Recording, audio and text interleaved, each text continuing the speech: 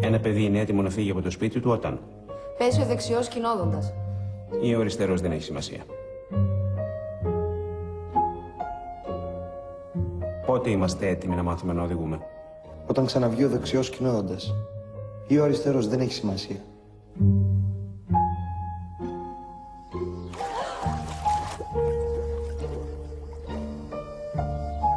Μαμά, τι είναι ζόμπι? Ποιος την είπε αυτή τη λέξη? Δεν θυμάμαι, ο μπαμπάς μάλλον. Ζόμπι είναι τα μικρά κίτρινα λουλούδια.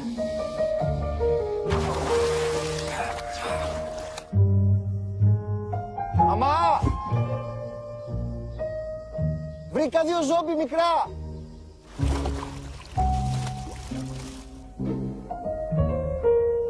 Ναι. Παπά, Ναι. 2 ψάρια είναι μέσα στην πισίνα.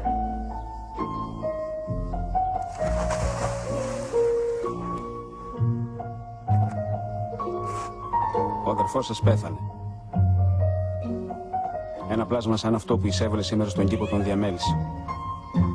Από τη μια, το λάθος του να φύγει ενώ δεν ήταν έτοιμος ήταν τεράστιο.